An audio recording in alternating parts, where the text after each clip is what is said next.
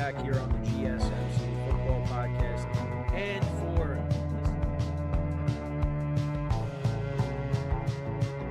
keep yourself in the loop of everything football on the Golden State Media Concepts Football Podcast. The latest news on and off the field, be it college football, Big Ten, SEC, Big 12, Pac-12, ACC to the NFL. We've got you covered. Listen to the Golden State Media Concepts Football Podcast.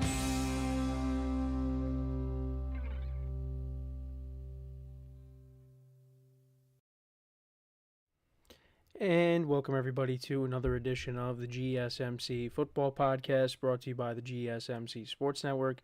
As always, I'm your host, Kenneth Grunfelder, and it's great to have you guys here on this Wednesday, September 25th. We have a lot to talk about on the show today, like we normally do. Before I get into that, just want to remind you guys, as always, to tip or donate, get your comments recognized. Make sure to go to the Super Chat icon in the chat. This will help create a Super Chat. Any thoughts or comments that you may have throughout the live broadcast. Once you do that, I will acknowledge it. It just makes the show more lively, more entertaining between myself, the host, and you guys, the viewers. We appreciate your guys' viewership each and every day, so any contribution you can make to the show means the world to us as we keep putting out content for you guys. And also, the other way to help out the show is by going to the link at the bottom of the show segment on the ticker, gsmcpodcast.net. So let's get into what we are going to discuss for today. So we're going to continue talking about Week 3 in the NFL. We'll talk about the Lions rebounding against the Cardinals, picking up a win, 20-13. We'll also get into talking about the Packers picking up another win without Jordan Love, Malik Willis, his revenge game against the Titans, even though he didn't look at it as a revenge game. We'll talk about that game as well, and just more problems for the Titans and Will Levis. Then in the third part of the show, we'll talk about the Broncos upsetting the Tampa Bay Buccaneers. That was one of the biggest upsets of the weekend. So we'll get into that. Bo Nix picking up his first win. Then in the third part, or the fourth part of the show, we'll get into talking about as well the Giants picking up their first win of the season. That was a big deal. So we'll get into that. And then in the final part of the show, we will get into my power rankings, my top 5 teams after Week 3. Now, I didn't do power rankings last week because I'll be honest, I really didn't know how to rank the teams last week. It was really tough. So I just did not even attempt to do power rankings. But this week was a little bit easier. So top 5 teams to end off the show. So let's get into the first topic, which is talking about the Lions picking up a win against the Cardinals. So the Lions, they had a disappointing loss to the Buccaneers in Week 2, a home game. Oh, didn't want to do that. They lost to the Buccaneers 20-16. The Cardinals were all over the Rams, a team that usually owns them. And this was an interesting game coming in, because would the Cardinals put on another encore, or put on an encore performance like they did against the Rams? How would they be against a team like the Lions, who, you look at them right now, still haven't looked great offensively, but they're going to get it going eventually. Got it going a little bit here. Sorry, I can't even talk. But yeah, the offense still doesn't look great. However, the defense for the Lions really stepped up in this game. I mean, they shut down Kyler Murray in that offense for pretty much the whole game. So let's kind of go through the game summary. So the Lions, on their first drive of the game, they went 9 plays, 70 yards down the field, a little over 4 minutes of time of possession. And David Montgomery from 1 yard out scored a touchdown. And then the Cardinals answered with the touchdown. So you thought, okay, this game is going to be back and forth all day. Cardinals went 8 plays, 70 yards, a little over 5 minutes of time possession down the field. And Kyler Murray connected with Marvin Harrison Jr. for a 10-yard touchdown. So that's his third touchdown in 2 weeks after a quiet debut. Him and Kyler have really been getting on the same page, which is encouraging. And then the Lions answered with another touchdown. Jared Goff connected with Amon-Ra St. Brown for a 5-yard touchdown. Jake Bates ended up missing the extra point, so it was 13-7 after the first quarter. Then teams exchanged punts. Then the Lions scored another touchdown. Sam Laporta had a 24-yard reception in this game. They eventually got down there. So Goff connected with Amon-Ra St. Brown for 1 yard, and then he lateraled it to Jahmyr Gibbs for a 20-yard touchdown. So, yeah, that was a good play by the Lions. And we saw last year when the Chiefs attempted to do that, and Kadarius Toney ended up being offsides on that play. So, yeah, and then that's what happened with when Mahomes started freaking out over it. But yeah, that was a good play. So that put them up 20-7. Cardinals got a field goal before the end of the first half, and that made it 20-10. And the Lions did not score after that.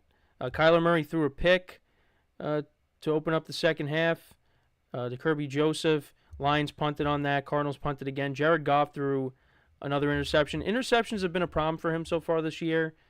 So hopefully they can get that, they clean that up. But, yeah, so then the Cardinals on their next drive, they went for it on 4th and 1 from the Detroit 24. And it looked like Kyler did pick up the first down initially, but they reviewed it and it got reversed. And they turned it over on downs. And then the Lions turned it over on downs too. They went for it on 4th and 1. The Cardinals defense stuffed David Montgomery on 4th and 1. And then both teams punted. Cardinals turned it over on downs again. More punts. They did make it a one-possession game. Matt Prater, 45-yard field goal to make it 20-13. But that was it.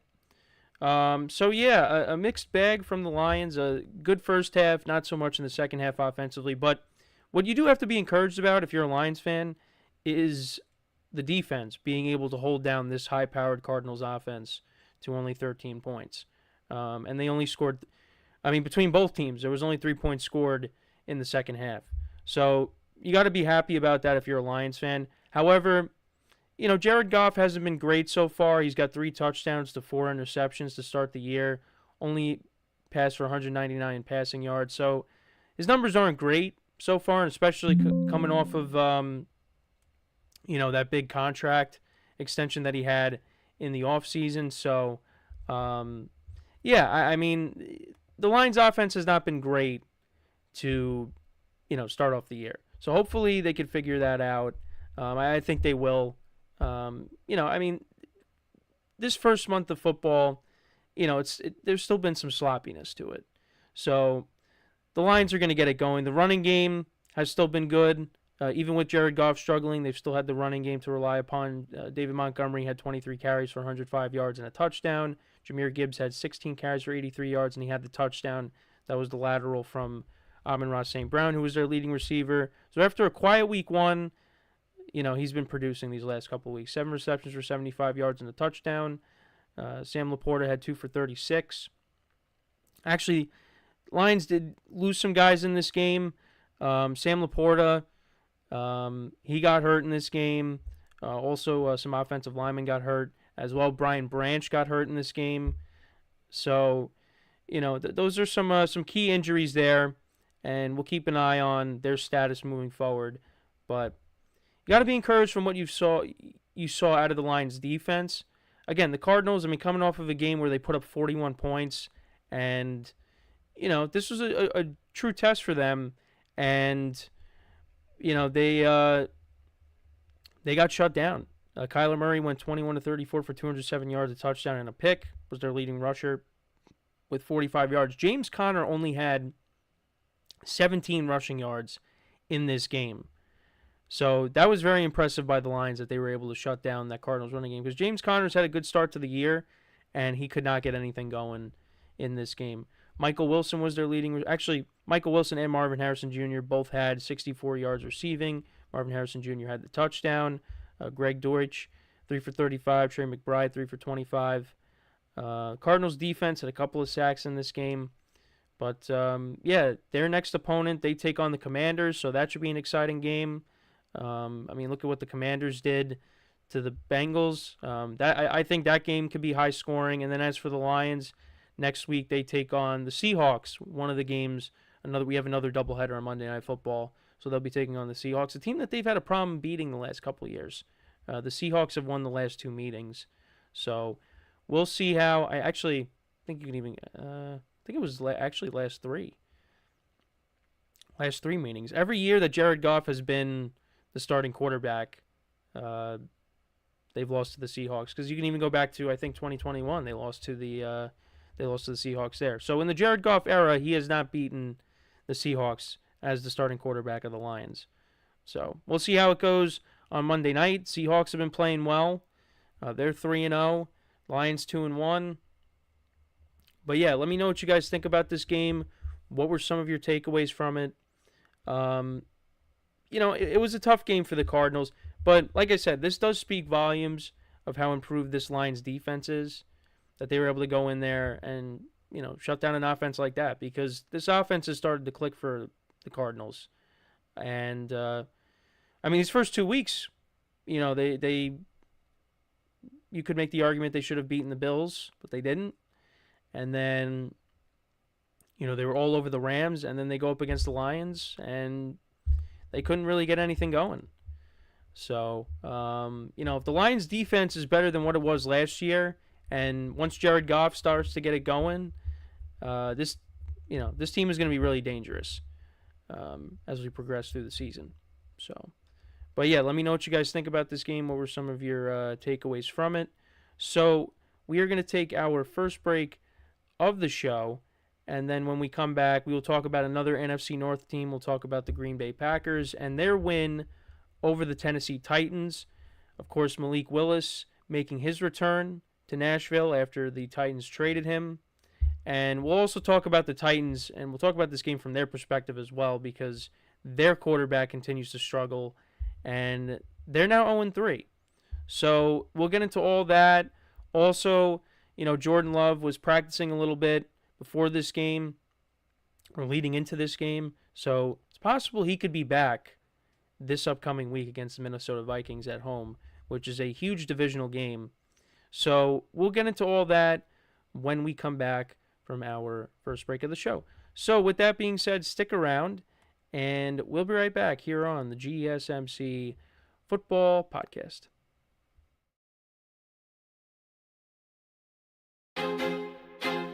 I feel like I'm losing my mind. Is everybody in the world blind? Please, Lord, give me a sign, a sign. I feel like I'm losing my mind. Is everybody in the world blind? Please, Lord, give me a sign, a sign. I wanna be the greatest. Everybody on the fake shit. I look around and feel like everybody is the fakest. I make this every day and I'm impatient, hoping one day I blow up from the basement. Statement, the top is so vacant. I don't hear shit that I think is amazing. Waiting for my day when I'm playing sold out shows for 1,000 faces. Hey, give me that crown, get in my way and to be put down. It ain't your place, all this my town. If I want that shit, then I'll get it right now. I'm losing it, the noose it fits. I'm losing shit, a stupid myth. You choose to live or choose to dip. You choose to fight or lose your grip and lose a gift. Oh. I feel like I'm losing my mind. Is everybody in the world blind? Please, Lord, give me a sign, a sign. I feel like I'm losing my mind. Is everybody in the world blind?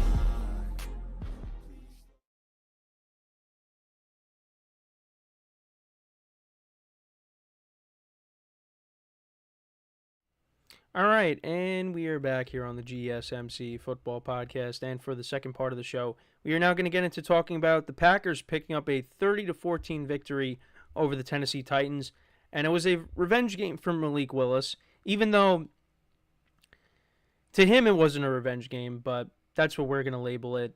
He said he had nothing but nice things to say about the Titans leading up to this game, yeah, from his perspective, not a revenge game. From our perspective, we were still going to label it that because, he used to be the quarterback for the Titans, and they opted to, take another quarter because, they drafted him, and then they drafted Will Levis. So, And then eventually, Malik Willis got traded, had a good preseason. The Packers needed a backup quarterback. The Packers, they took a chance on him. And so far, it has paid off because, he stepped in and, I know against the opponents that they've gone up against, you could say, well, they should win those games. I get it. But still, it's impressive what he's been able to do. And, for the Packers, actually, we'll put up Malik Willis' stats here. So, they might be getting Jordan Love back this week, which is huge. And the fact that the Packers are 2-1 here, because I didn't really know what to expect. I didn't think Malik Willis was going to, play well. But the Packers, Matt LaFleur is a good coach. He doesn't get enough credit. I was critical of him, and I keep saying that, but Matt LaFleur has shown that he is a good head coach. And Malik Willis had 2 total touchdowns in this game, 1 rushing, 1 passing touchdown, passed for 202 yards, went 13 of 19. The Packers ran the ball for almost 200 yards in this game, so they still put an emphasis on the running game. Emmanuel Wilson had 50 yards on the ground. Malik Willis had 73 yards on the ground. Josh Jacobs had 14 carries for 43 yards. Jaden Reed had 2 for 19. So the Packers are still, putting more of an emphasis on running the football. Now, you thought going into this game, the Titans with their defense, that it was going to be a little bit more of an issue and that Malik Willis was going to have to throw the ball. And he did throw the ball a little bit more. But, he basically, so last week he went 12 of 14. This past week, 13 of 19. So threw the ball a little bit more and, did what he was supposed to do. Didn't put the ball in harm's way. And the Packers are 2-1. And their leading receiver was Christian Watson. He went 2 receptions for 67 yards. Jaden Reed had 4 for 50. Emmanuel Wilson, 2 for 35 and a touchdown, had a 30-yard touchdown reception. Was a nicely designed play there. Tucker Kraft had 2 for 24. Luke Van Ness had a fumble recovery in this game. The Packers defense had 8 sacks in this game. They got after Will Levis. Quay Walker had a half a sack. Devontae White had 2. Preston Smith had 2. Luke Van Ness had 1. They were all over Will Levis. Jair Alexander had his first career pick 6 in this game. Xavier McKinney also had a pick. So he's had an interception in every single game so far. And I can tell you as a Giant fan, I do miss having him on the team. I'm still kind of curious why the Giants let him go, but that's what they decided to do. So we'll kind of go through the game summary. So both teams exchanged touchdowns to start the game. So the Packers went 6 plays, 70 yards down the field. Malik Willis hit Christian Watson for 30 yards. He scored a 5-yard rushing touchdown once they got to 2nd and goal at the Titans 5, so that made it 7-0. Then the Titans, they went 10 plays, 70 yards, 5 minutes of time possession down the field, and Will Levis connected with Nick Van Nett for a 1-yard touchdown. So you're like, okay, that was good for the Titans that they were able to do that. Then the Packers answered with a field goal drive to make it 10-7. And then bad moment here for the Titans. Levis was trying to connect with DeAndre Hopkins, who actually ended up having a good game for them. He scored a touchdown, but ended up getting picked off by Jair Alexander. Like I said, that was his first career pick 6 to make it 17-7 Packers. Titans punted, Packers punted, Titans punted again. Packers were able to get a field goal to make it 20-7. And that's how we went into the half. Packers up 20-7. Titans opened up the second half, turning it over on downs. Will Levis tried to pick up the first down, but ended up getting sacked and not gaining any yards. And that ended up being a turnover on downs. Packers turned that into a touchdown. That was the Emmanuel Wilson 30-yard touchdown reception. Titans actually did score a touchdown on their next drive. Levis connected with DeAndre Hopkins for an 11-yard touchdown to make it 27-14. Packers punted. And then Will Levis fumbled, got sacked, lost the ball, was recovered by Luke Van Ness. But the Packers didn't turn that into anything. Then a bunch of punts in the fourth quarter. Packers kicked another field goal to make it 30-14. And then Will Levis threw another interception, and that was to Xavier McKinney. He was trying to hit Calvin Ridley, and that was basically it. Will Levis on the day went 26 of 34, 260 yards, 2 touchdowns, 2 interceptions, fumbled, so 3 more turnovers in this game. Not good. Titans only ran the ball for 33 yards. DeAndre Hopkins ended up being their leading receiver, 6 receptions for 73 yards and a touchdown. Titans defense had 3 sacks in this game, but yeah, Will Levis continues to turn the football over, and he has not been good.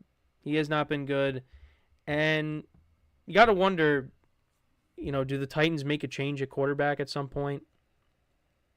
And, give somebody else. I'll be honest, I don't even know who their backup quarterback is right now, because Ryan Tannehill's not there anymore. And, actually, no, I do know who it is, Mason Rudolph. So, could we see Mason Rudolph at some point? Maybe.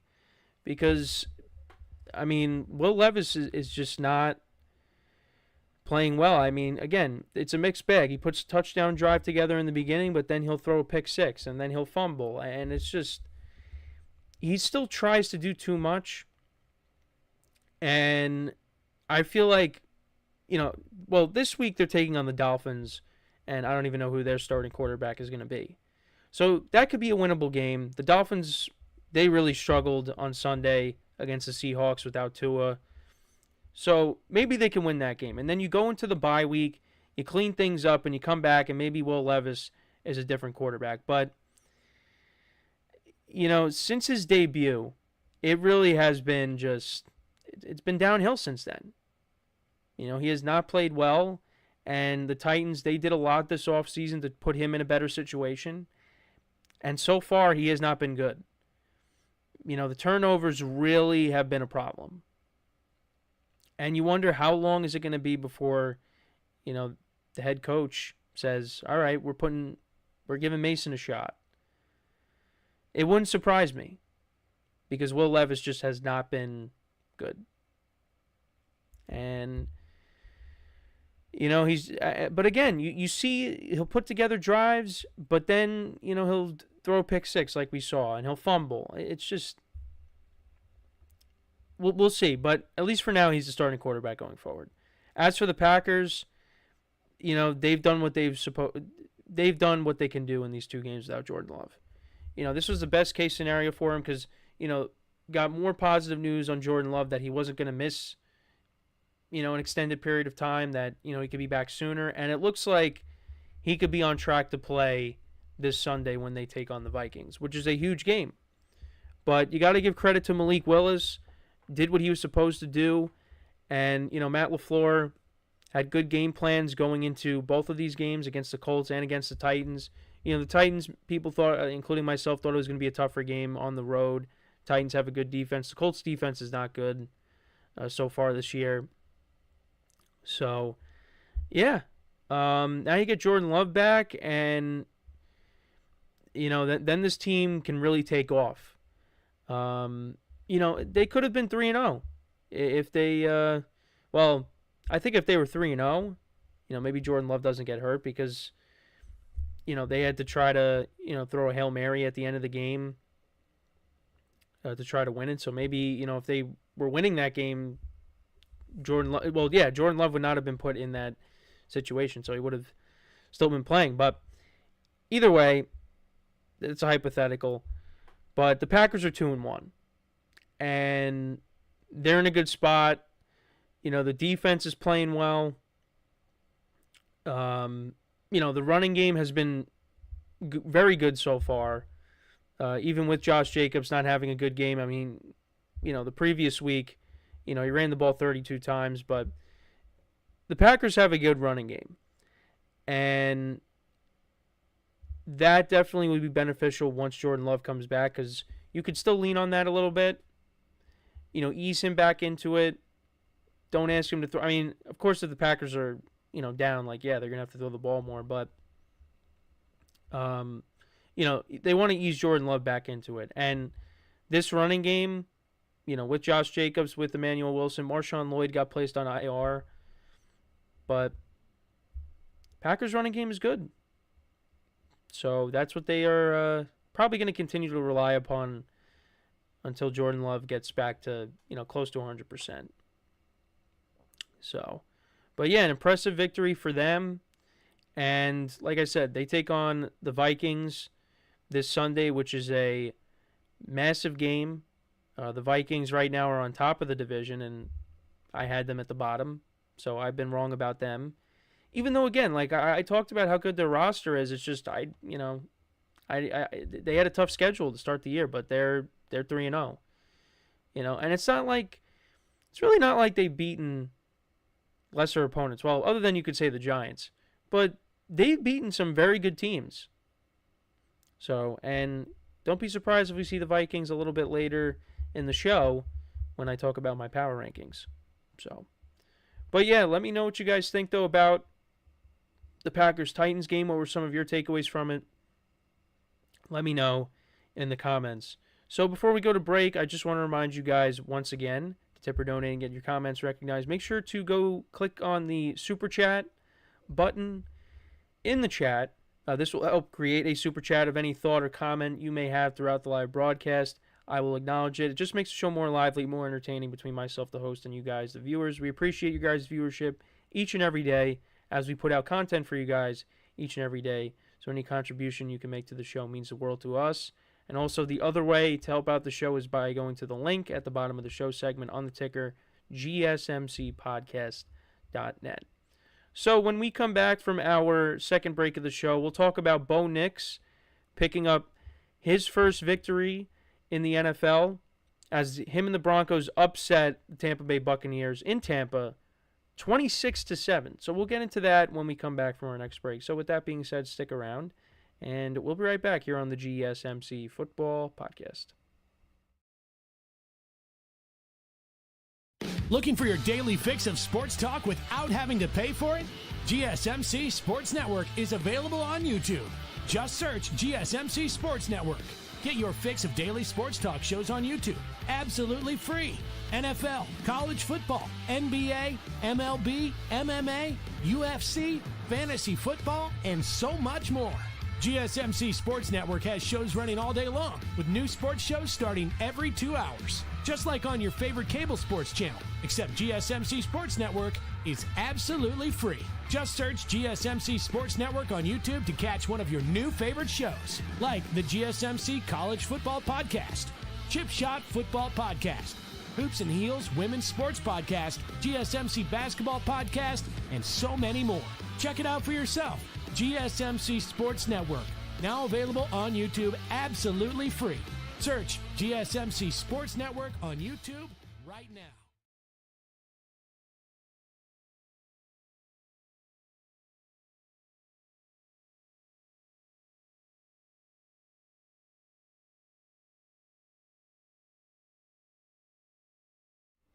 All right, and we are back here on the GSMC Football Podcast. And for the third part of the show, we are now going to get into talking about the Broncos and their surprise win over the Tampa Bay Buccaneers in Tampa, winning 26-7. Again, this NFL season so far has been very interesting. And the NFL does remind you that just when you think you know everything, you don't. And this is one of those games. I really didn't see this coming. Now, you could point to the fact that the Bucs, they were missing some key guys on defense in this game. But, Baker Mayfield was playing well these first couple weeks. So, even with that, you thought that the Bucs were still going to handle their business at home. And that was not the case. From start to finish, the Broncos, they dominated this game. Scored a touchdown and set the tone right away. Went 6 plays, 70 yards, about 4 minutes of time possession. Bo Nix opened up that drive with a 22-yard pass play to Cortland Sutton, then 31 yards to Josh Reynolds, and then Bo Nix from 3 yards out scrambled for a 3-yard touchdown to make it 7-0. Buccaneers punted on their first possession. Broncos punted on their next possession. However, Baker Mayfield on the Bucs' second possession of the game throws an interception. This was intended for Mike Evans, and it was returned for 37 yards. And that set up the Broncos for another touchdown. Chase McLaughlin that's their kicker. Jaleel McLaughlin, He scores a touchdown. This was on 4th and goal. And I thought the Buccaneers had him, but made a couple of shifty moves and was able to get into the end zone. And at that point, I was like, yeah, it doesn't look good for the Buccaneers right now. Bucs then punted again, and then the Broncos ended up scoring. This time it was a field goal. Will Lutz from 43 yards out. So, yeah, it was 17-0. Well, he scored 14 points in the first quarter. But, yeah, 17-0 at that point. And then after that, the Buccaneers, they turned it over on downs. Broncos fumbled, which the Bucs then turned into a touchdown. Bucky Irving had a 32-yard run in this on this drive. Baker Mayfield connected with Chris Godwin for a 5-yard touchdown. Godwin has been great so far this year, so that made it 17-7. Broncos then went down the field. Another field goal by Will Lutz, 38-yarder. And that was the score at the half. And the Broncos, they only scored 6 points in the second half. The Bucs, they got shut out in the second half. All punts in the third quarter, and then another Will Lutz field goal, a 33-yard field goal. So, yeah, that made it 23-7. And then, then it was 26-7. Another field goal by Will Lutz, another 43-yarder. Bucs turned it over on downs. They fumbled. And, yeah, that was pretty much it. 6 points were scored in the second half. Baker Mayfield was not great, 25 of 33, 163 yards, a touchdown and a pick.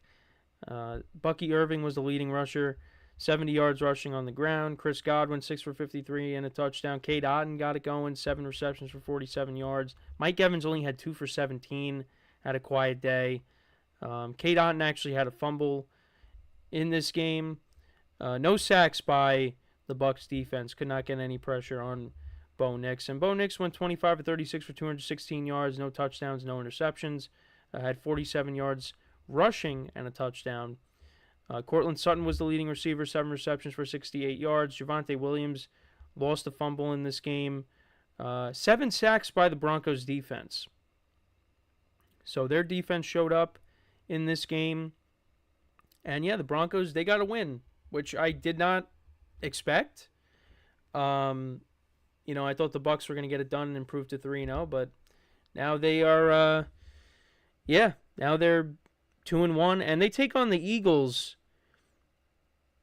this upcoming week, and that's going to be a tough game because you see what the Eagles did to that Saints offense that was rolling these first couple weeks of the year, and the Buccaneers couldn't get anything going on offense. So, I mean, look, these kinds of games happen. I'm not going to just jump off of the Baker Mayfield bandwagon, and I'm not going to jump off of the Saints bandwagon either. I mean, I think the Saints, it was a tough game that they lost, but I still think, they're going to be in the mix. This NFC South is going to be very competitive. So, I'm not going to say, they lost to the Broncos here. That's it. Now they're going to go in a downward spiral. No, I'm not going to say that. But the Bucs, they got a tough game coming up, as well as the Saints. A big divisional game there. Taking on the Falcons in Atlanta, and then you got the Panthers.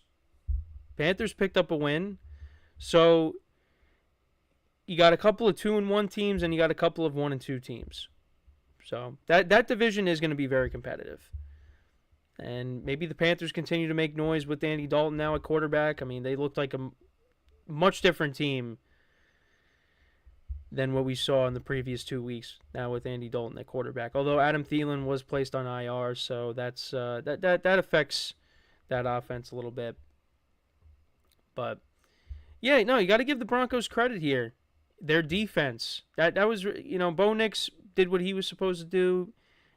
Had his moments, but the Broncos defense, they really shut down the Bucs offense in this game, and now I think next week or this week coming up, they take on the Jets at MetLife, so we'll see how that goes. I mean, the Jets, their defense showed up, played really well against the Patriots.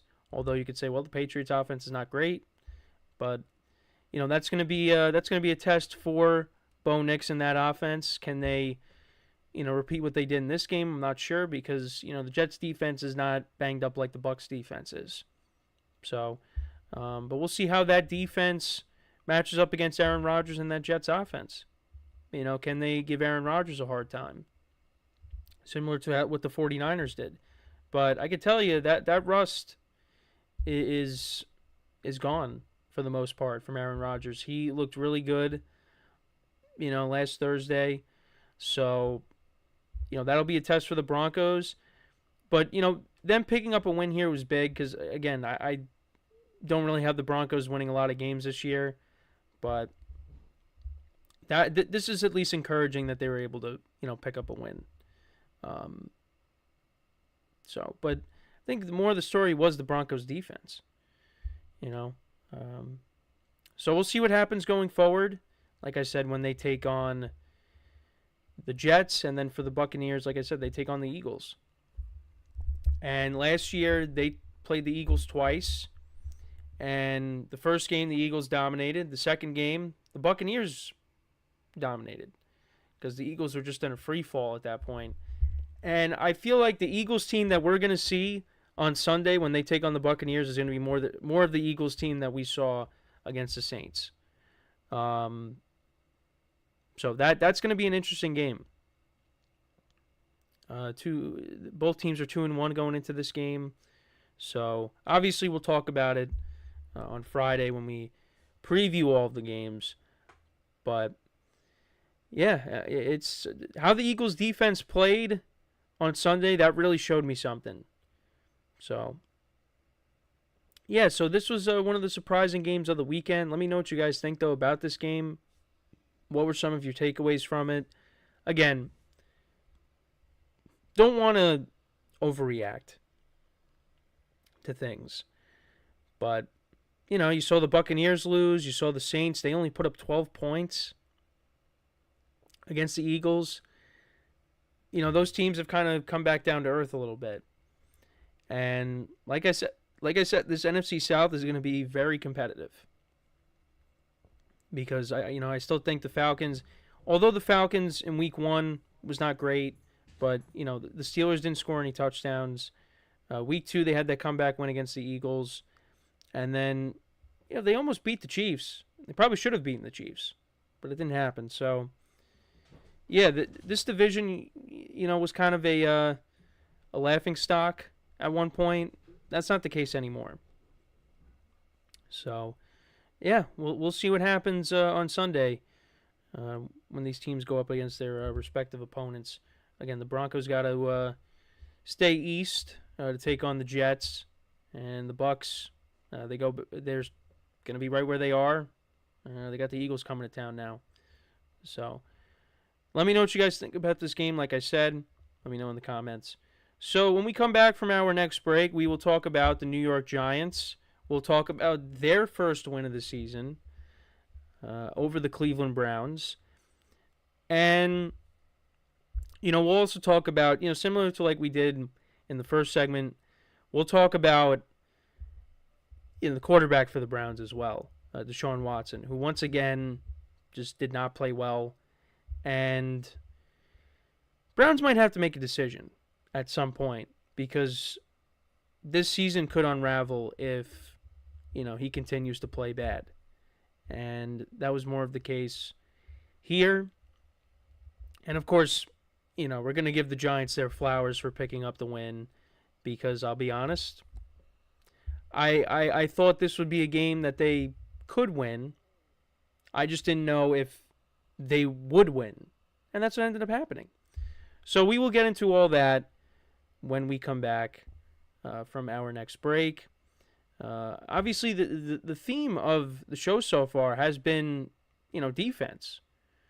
Because the Lions defense, they played well. The Packers defense played well.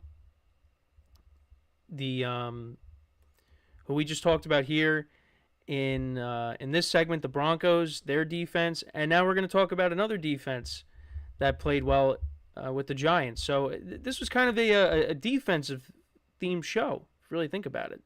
So, yeah, we'll get into the specifics of that when we come back from our next break. So with that being said, stick around, and we'll be right back here on the GSMC Football Podcast.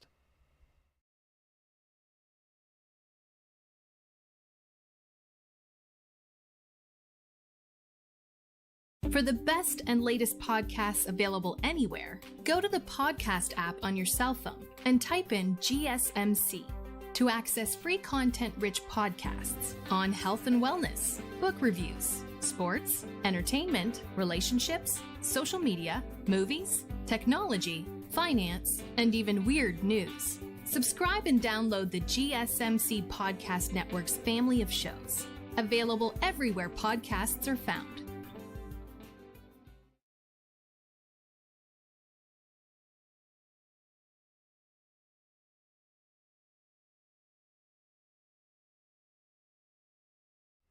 All right, and we are back here on the GSMC Football Podcast. And for the fourth part of the show, we are now going to get into talking about the Giants and their win over the Cleveland Browns. So, yeah, turn this game on. I was at home to watch this game, and the Giants were getting the ball to start off the game. And the kick is away. Eric Gray is back there to return it. And it was in the end zone. Should have just took a knee and the Giants would have had the ball at the 30. But he didn't do that. He decided to return it. And he ended up fumbling. And I couldn't believe it. I was like, well, here we go again. I mean, we're not even a minute into the game. And then on the very first play from scrimmage with the Browns, now at the Giants 24, Deshaun Watson throws a touchdown pass to Amari Cooper. 24-yard touchdown. And I turned the game off. I'm like, all right, time to put on Red Zone. We're not watching this. But of course I did tune back in because I had Red Zone, and then I had on my laptop I put the Giants on, and then I had the Steelers on my phone because they were on CBS. So when it's football Sunday, you gotta have a bunch of screens.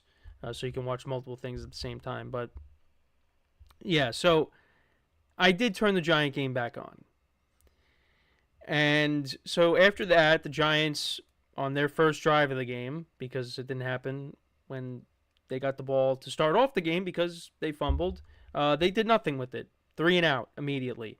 Then the Browns, they punted. And then the Giants put together a nice drive. Now, what happened on the first play of that drive is Daniel Jones ended up getting intercepted. However, there was a penalty, roughing the passer on Greg Newsome. So the Giants retained possession. Thankfully, that happened. Because if that doesn't happen, I mean, then who knows? I mean, this game would have just completely unraveled. So then the Giants, they go down the field, 20 yards to Wan'Dale Robinson. On this play, another 12 to Tyrone Tracy, 23 yards to Devin Singletary, and then Devin Singletary scores a 1-yard touchdown. So that ties the game at 7. So that was encouraging. That was a good drive.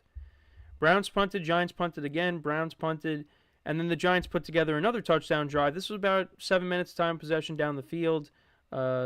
Jones connected with Malik Nabers for a 28-yard pass play, and that set up the first Malik Nabers touchdown, which was a great catch by him to make it 14-7. Then the Browns fumbled. Deshaun Watson gets sacked by Brian Burns, and then it's recovered by Chapman at the Browns 30.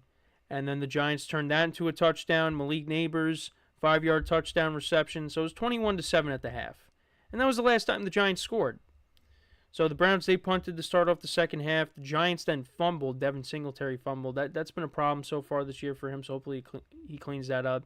Then the Browns, they get into field goal range, and Dustin Hopkins misses a 53-yard field goal. More punts in the third quarter. Giants punted again. And then the Browns put together a touchdown drive, 5 plays, 49 yards. Watson connected again with Amari Cooper for a 6-yard touchdown. They did not get the 2-point conversion. And, Giants punted again. The Browns fumbled. Deshaun Watson fumbled, and this was recovered by Aziz Ojulari. Giants then punted. Browns turned it over on downs. They went for it on 4th and 1, and Deshaun Watson ended up getting sacked. But then the Giants ended up missing the field goal. Greg Joseph, who they picked up, misses a 48-yard field goal. And then you thought, well, this is it. But that was not the case. The Giants defense, they held, and the Browns turned it over on downs, and they ended up winning the game. They ended up icing it. Devin Singletary, a 43-yard run that I thought he was going to score, but he ended up falling down just short of the goal line. He almost slid into the end zone. It wasn't quite like Ahmad Bradshaw in the Super Bowl, but yeah, that was a smart play by him, even though I have him in fantasy and I was hoping he would have scored. Although, really would not have made a difference because I ended up losing my matchup by 40 points.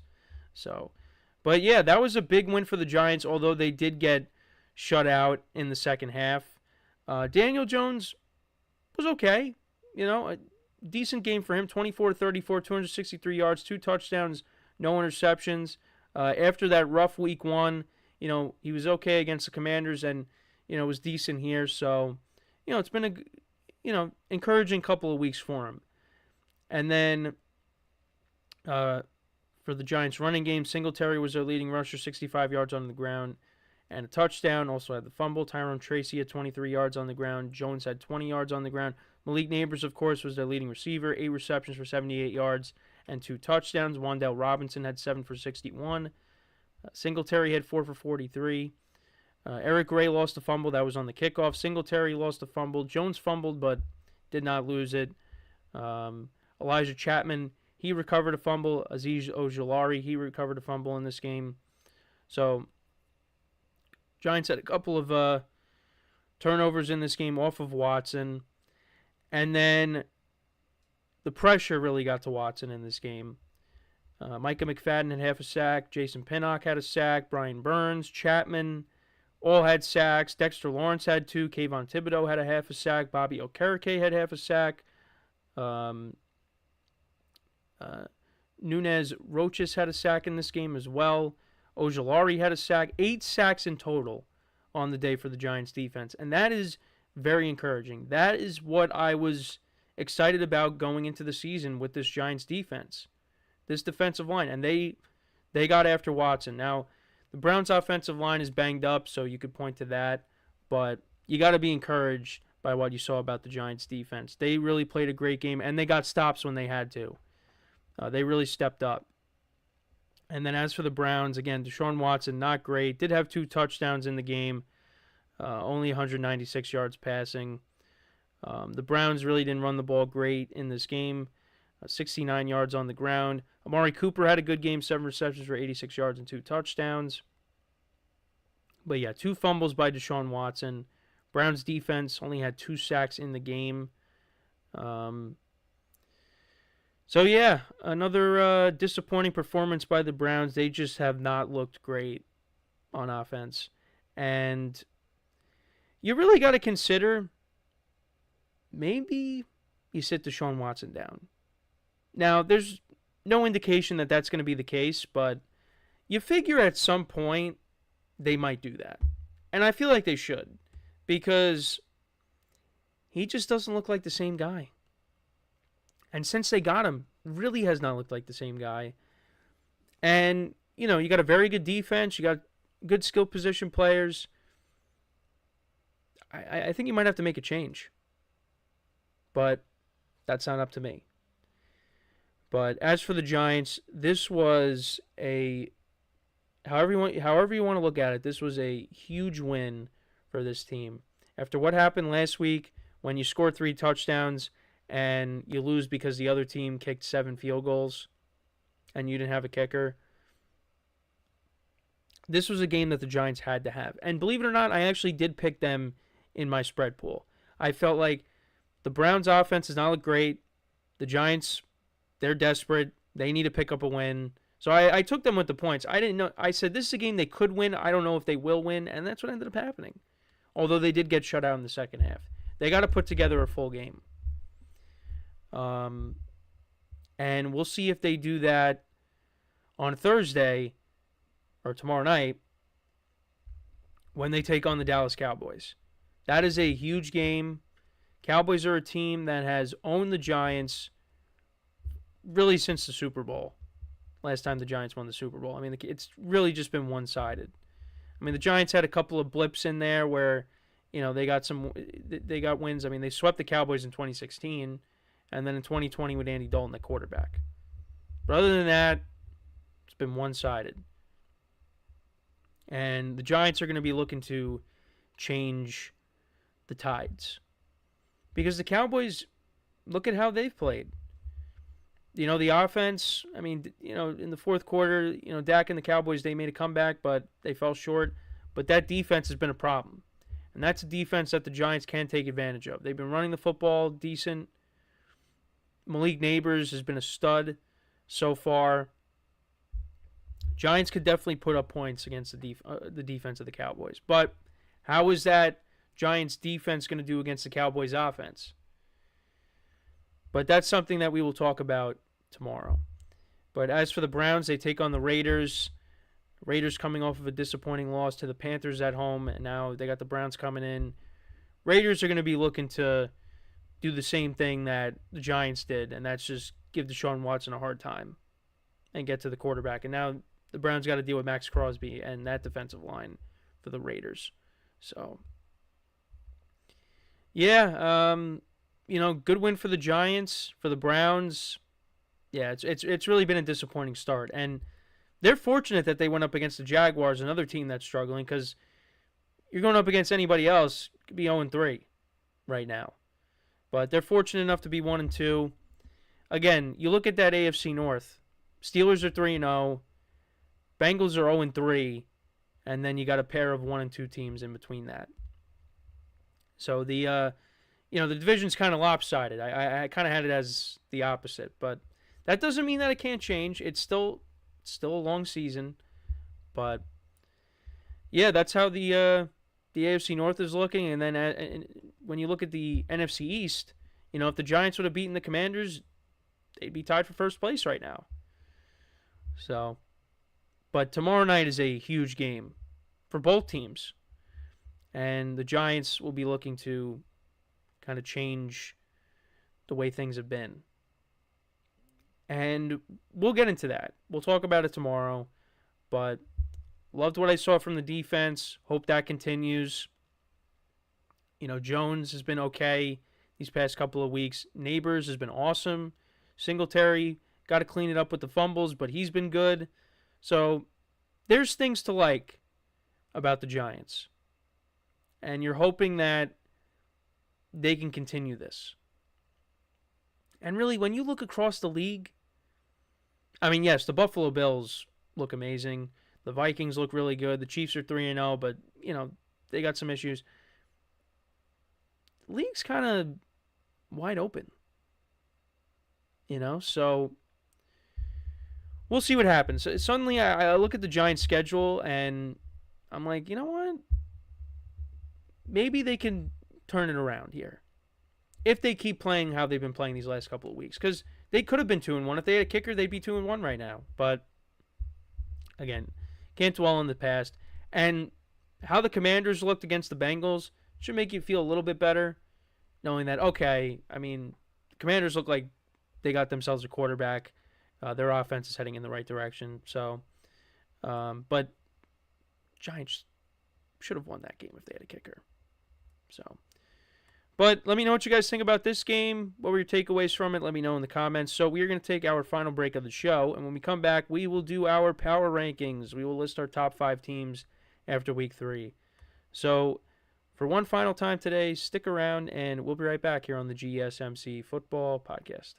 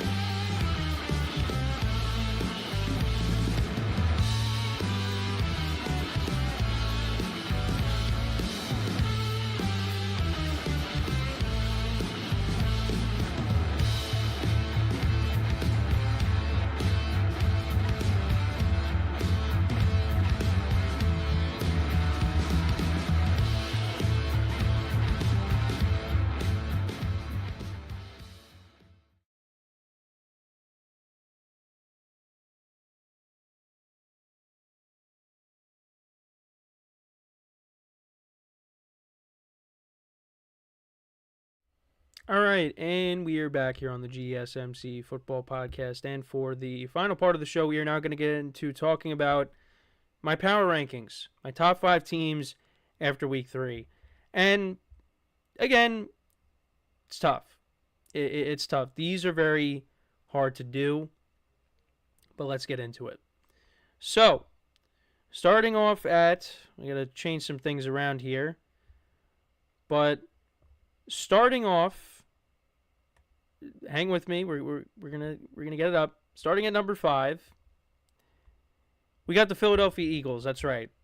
The Eagles are in the top 5. Now, the reason for this is, look, I know Jalen Hurts, it was a mixed bag.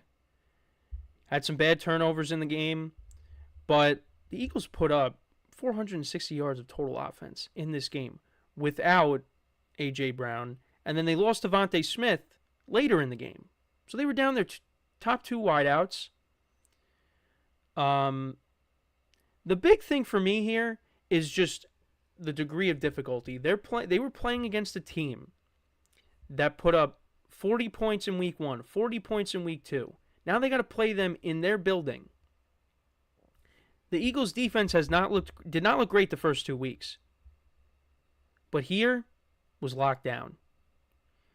No big plays from Rashid Shaheed in this game. Didn't have a single catch. Although one of them he should have caught for a touchdown, but didn't. Got turnovers. Derek Carr threw an interception at the end of the game. Held the Saints offense to 12 points. And then on top of that, Saquon Barkley. Saquon Barkley is a difference maker on this team. You see how DeAndre Swift is playing with the Bears now. You could look at the Bears' offensive line as part of the problem, but the Eagles really did upgrade at the running back position by getting Saquon Barkley. He's been a difference maker. Sorry, holding back a sneeze. Again, happens at least once, but Saquon Barkley has been great. Dallas Goedert really came up big in this game as well, in that 3rd and 16. So, if we're going to get that Eagles defense from here on out, and Jalen Hurts can limit the turnovers, this team is going to be really good. And I said it before the year started. I said that this Eagles team will return similarly to how it was in 2022. And if you don't want to go that far, at least before the collapse last year. This team right now is the best team in the division. And this might be an overreaction just because it's 1 week. But, I mean, the Eagles for me are still, even with the loss of the Falcons, they're still a top 10. Maybe after the Falcons lost, they were, outside of the top 10. But this win right here really brought them up because I was definitely impressed. Really more impressed by the defense because I just thought the defense was going to get shredded. And that didn't happen. So, I got the Eagles at number 5. At number 4, you got the Detroit Lions. Again, the offense has not looked great. Jared Goff, similar to Jalen Hurts, he's turning the ball over still. And that's something that they're going to have to clean up, which I think they will as the season progresses. Jameson Williams, after the first 2 weeks, was quiet in this game, but I don't think that's going to be the case. I think, he's going to have some more big games, coming up here. Amon-Ra St. Brown was the opposite. Slow week 1, these last 2 weeks has been money. But again, similar to the Eagles, the defense, the Cardinals, we saw what they did against the Rams. Marvin Harrison Jr. was awesome in that game. James Conner's been doing good. Kyler Murray. And the Lions defense shut them down. So if the Lions defense is going to be like that, also Aiden Hutchinson, the 4.5 sack game against Baker Mayfield. If this Lions defense is going to continue to be like that, this team that makes this team even more dangerous than previously. Because, last year it was all about their offense. I mean, yes, they had Aiden Hutchinson, of course, and, the defense still would create turnovers, but, they would give up a lot of yards at times. But the Lions got a defense now. That makes them even more of a problem here. But yeah, Jared Goff still hasn't looked great, but he's going to get it going. And once he gets it going, this team is, going to really take off. So I got them at the number 4 spot. Then at number 3, got to put the Vikings here. The Vikings have been very impressive so far. Of course, I saw them up close and personal in week 1 when they took on the Giants. Now, I don't feel as bad about that loss now because the Vikings, these back-to-back home games against the 49ers and the Texans, that's the thing. It's not like they went up against some inferior opponents. They went up against 2 teams that, people have going to the Super Bowl. Like the Niners, of course, people are going to have them going to the Super Bowl. And then the Texans, there's definitely people out there that got them going to the Super Bowl as well with the amount of talent that they got on their squad. Sam Darnold has looked really impressive so far. You can make the argument that he's an MVP candidate right now. You also look at, Aaron Jones. Aaron Jones, a veteran that they bring in, he's been good so far. Justin Jefferson, coming back healthy this year. I know he got banged up in the Niners game, but he was impressive here. The Vikings look like a solid team right now. And on top of that, the defense taking the ball away, giving this offense good field position. They're a complete team right now. They are playing really good football. And, you got to like where they're at right now. 3-0, and again, the competition that they went up against. So you really got to buy in. I buy more so into what the what they got going on as opposed to the Saints. I think the Vikings, they can sustain this. For the Saints, I don't know. I think, of course, they're still going to be in the mix for the NFC South, but I just think that the Vikings can sustain this more. So, and I ended up hitting the wrong button here, but so we'll move on to talking about the next team. All right, there we go. So now we'll move on to taking on the my allergies are kind of acting up, so that's kind of why I had to I got the sniffles now here, so that's why I had to do that. But anyways, so now we'll move on to the next team, and that is the Kansas City Chiefs. So I got to put them at 2. I don't really feel great about them right now. Offensively, Mahomes hasn't been great to start off the year. He's thrown some bad interceptions, other than the Odell Beckham Jr. catch for the interception. Has not been great. And, Travis Kelce, he was the topic of conversation the entire time on Sunday night, just that he really wasn't getting involved in the offense. Kelce's going to have big games. People are talking about is Kelce in shape, whatever the case is, he's going to get it going. And look, we saw this last year. The Chiefs, they struggled, and then what happened? Travis Kelce in that offense, they started clicking. And they played how they were supposed to the whole year. So even if this year, Kelce's not really doing much, Mahomes is turning the ball over, once they get to the playoffs, this is a completely different team. And that's why I would not be worried, if I'm a Chiefs fan. Now, for the rest of the NFL, that's a different story. They just don't want to see the Chiefs anymore. Well, the Chiefs are going to continue to be here. They take on the Chargers now this week, who odds are they're probably not going to have Justin Herbert. So the Chiefs should win that game. But yeah, they're a top 5 team right now. The defense, I feel like, has taken a little bit of a step back from last year. I don't know. That's just me. They did lose some guys like L'Jarius Sneed. They lost him. So, but this is still a very good team. And they're without Isaiah Pacheco as well. So, once they get him back, they'll be at full strength. But, yeah, got to put them at 2. And then at number 1, the Buffalo Bills. I mean, they've been unbelievable to start off the year. Josh Allen, that defense, the defense that lost, some pieces, that they're playing well. But Josh Allen looks like, the front runner for MVP. And, I mean, you saw on full display on Monday what him and that offense can do. And you really wondered what it was going to be like without Stephon Diggs. And doesn't really seem like they miss him. Keon Coleman had his first touchdown. Khalil Shakir, who I think he's a good player for them. He's been doing well. James Cook, of course, has been playing well. You got Dalton Kincaid involved. He had a touchdown in the game. I mean, against the Jags. The Bills look awesome right now.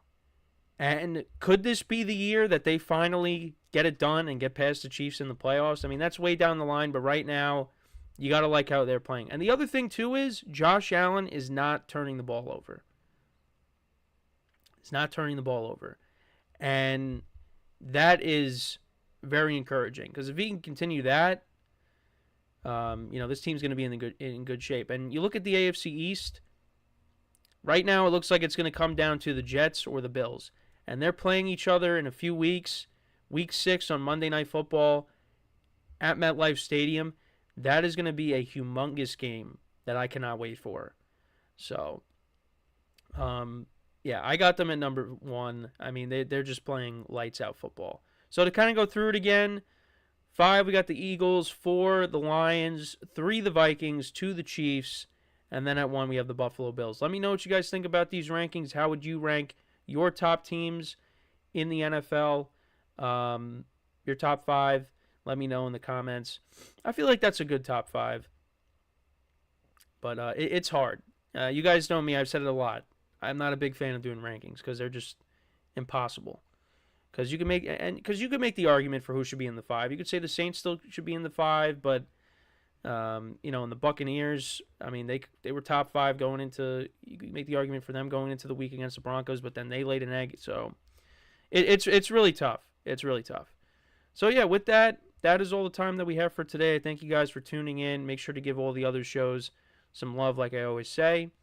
We'll be back again tomorrow, same time, 10:30 a.m. Eastern Time. And until then, I'm Kenneth Grunfelder signing off from the GSMC Football Podcast, brought to you by the GSMC Sports Network. Have a good day, and I will talk to you guys tomorrow. Take care.